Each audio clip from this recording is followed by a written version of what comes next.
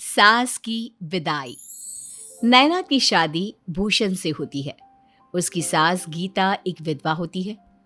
दरअसल गीता का पति तेज उसे कई सालों पहले इस दुनिया में अकेला छोड़कर चला गया था। गीता बहुत अकेलापन महसूस करती थी। वो एक लेखिका थी, किताबें भी लिखती थी, लेकिन सूनापन और बेचैनी उसे हमेशा परेशान करते रहते। तो आइए देखते हैं कि आखिर कैसे हुई इस सास की विदाई।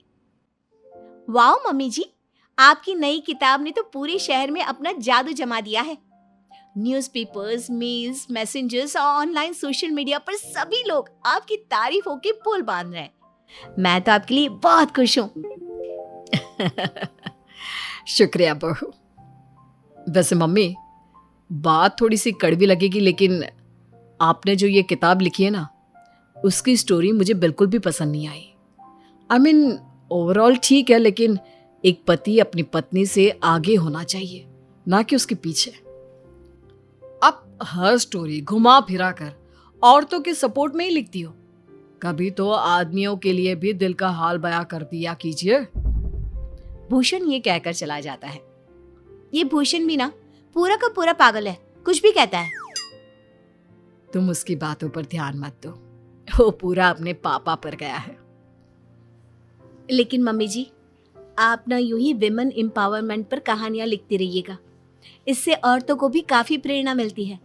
और जिन आदमियों के दिमाग में जंग लगी हो ना, जैसे कि मेरे पतिदेव और आपके सपूत, उनकी जंग को निकाल कर उनके दिमाग को एकदम चकाचक कर दो। गीता और नैना का रिश्ता एक सास और एक बहू के रिश्ते से बढ़कर एक माँ और बेटी के रिश्ते से कम नहीं था। नैना गीता का हर चीज में, हर बात में, हर काम में ख्याल रखती। रात में जब गीता लिखते लिखते सो जाती तो नैना चाय बनाकर गीता के लिए ले आती। मम्मी जी, ये लीजिए गर्मा गर्म मसाला चाय, आपकी फेवरेट, जिससे आपको फ्रेश और रिलैक्स्ड महसूस होगा और आप लिखाई पर और भी अच्छे से ध्यान दे पाओगे। और ये आपकी गोलियां, इन्हें भी खा लेना, वरना आज का खुराक फिर से मिस हो जाएगा। अरे नैना बहू, तुम भी ना। थैंक यू बेटा, मेरा कितना ख्याल रखती हो तुम। एक दिन नैना देखती है कि गीता अपने कमरे में रो रही है और अपने स्वर्गवासी पति की तस्वीर को देखकर अकेले में ही बात कर रही है। तभी नैना फौरन उसके पास जाती है। मम्मी जी, क्या हुआ आपको? आप रो क्यों रही हो? कुछ भी तो नहीं, खामखा परेशान मत हो नैना बहू। मैं बिल्कुल ठीक हूँ। नहीं, कोई बात तो है जो आप मुझसे छुपा रही हैं। आपको पापा जी की याद आ रही है ना? हाँ बहू, आज के दिन हमारी सालगिरह होती थी। वो हर साल मेरे लिए तोहफे और वो सनशाइन बेकरी के केक लाते थे, वो भी कॉफी केक जो मुझे पसंद था। उन्हें गुजरे हुए 15 साल हो गए, लेकिन इन 15 साल में जो अकेलापन मुझे महसूस हुआ है, जो सूनापन मुझे अपनी जिंदगी गुजारने में खलता है, वो किसी सजा से कम नहीं। हाँ मम्मी जी, मैं आपकी बातों को और आपके मन के जज्बातों को भली भांति समझ सकती हूँ। बस आप हिम्मत रखिए। और मैं हूं ना आपकी नैना बहू, जो आपकी बहू कम बेटी ज्यादा है, और आप तो मेरी माँ हो। आप खुश रहा करो। आप यूं रोती हो ना तो मेरे कलेजे में आग लग जाती है। कुछ दिनों बाद गीता के ऑफिस में एक फैन उससे मिलने आता है।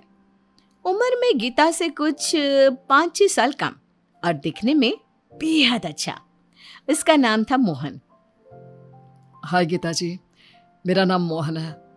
मैं आपको क्या बताऊं, मुझे आपकी किताबें इतनी पसंद है कि बस मैं तो पागल हो गया था आपसे मिलने के लिए, और आज फाइनली मिल भी लिया आपसे।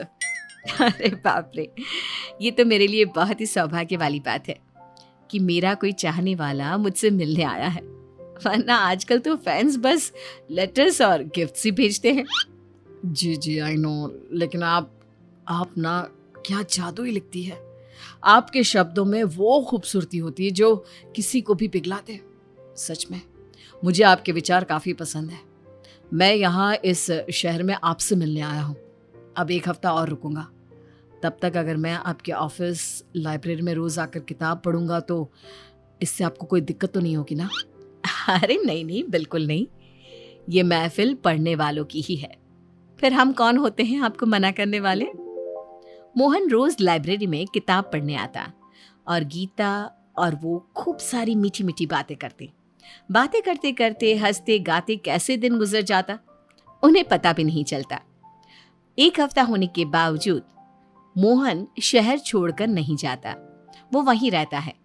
ऐसे ही दिन गुजर जाते हैं और धीरे धीरे गीता और मोहन दोनों एक दूसरे से प्यार करने लगते हैं। अब गीता जी, मुझे आपसे कुछ कहना है। हाँ कहिए। गीता जी, मैं आपसे प्यार करता हूँ। क्या आप मेरे साथ अपनी आगे की जिंदगी बिताना चाहेंगी?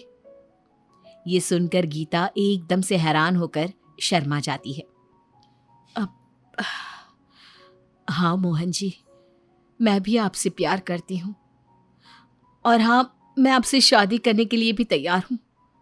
लेकिन ये दुनिया, ये समाज, मेरा बेटा, मेरी बहू, ये सारे दायरे हमें रोकेंगे, हमें जीने नहीं देंगे। आप फिक्र मत कीजिए, जहां चाह वहां राह भी होती है। और वैसे भी कुछ तो लोग कहेंगे, लोगों का काम है कहना। तभी वहां पर भूषण आता है। वाह क्या बात है, मतलब आपने सारी शर्म छोड़ दी ना। अरे आपके बेटे के बच्चे पैदा करने की उम्र हो गई है और आप है कि शादी करना चाहती है, वो भी कल के आए इस आदमी से। सही कहती थी दादी, आप ही खा गई थी पापा को। आपको जो करना है कीजिए, मुझे तो आज से आप पर से भरोसा और प्यार दोनों उठ गया है। ये सुनकर गीता बहुत उदास हो जाती है। तभी मम्मी जी, मैं जानती हूँ सब। अभी अभी भूषण गुस्से में बाहर गए हैं, उसने मुझे सब कुछ बता दिया है। तो बेटा तू भी उसी के साथ? नहीं, मैं तो उल्टा आपके लिए इतनी खुश हूँ, इतनी खुश हूँ कि क्या बताऊं। लोग कहेंगे कि इस उम्र में शादी कर रही है। लेकिन एक बात आप हमेशा ध्यान रखिएगा मम्मी जी, जिंदगी की नई शुरुआत करने के लिए कोई भी उम्र जायज है। आस पड़ोस और मोहल्ले में भी गीता और मोहन के प्यार के बारे में खबर फैल गई। जब गीता और नैना बाजार में सब्जी लेने जाती है तभी। क्यों गीता? अरे जरा तो सोच समझ कर जीवन जियो। लोक लाज मान मर्यादा कुछ है कि नहीं? वही तो, अब 50-60 की उम्र में शादी करोगी, तुम्हें ये सब शोभा भी देता है क्या? गीता मौन रहकर सब चुपचाप सुनती रही, लेकिन तभी अचानक बीच में नैना बोल पड़ती है। विमला आंटी, एक बात बताइए, आपके चचेरे भाई कुलदीप काका ने भी 65 की उम्र में दूसरी शादी की ना? क्योंकि उनकी पहली बीवी 6 साल पहले ही गुजर चुकी है।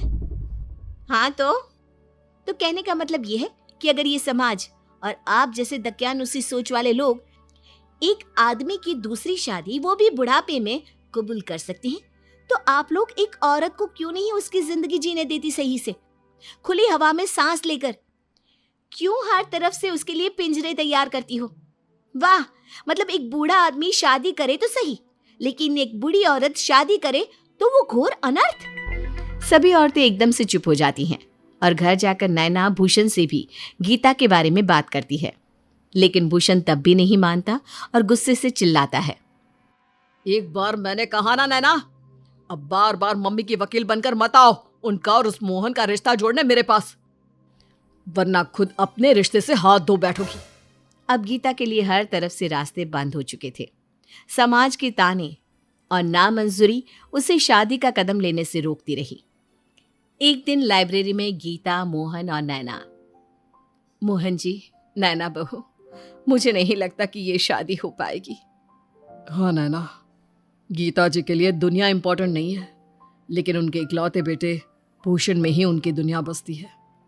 अगर वो भी मना कर रहा है और इस रिश्ते के जुड़ने से नुकसान ही है तो यही सही। लेकिन तभी वहां पर अचानक से भूषण आ जाता है और उसे देख तीनों हैरान होकर डर जाते हैं।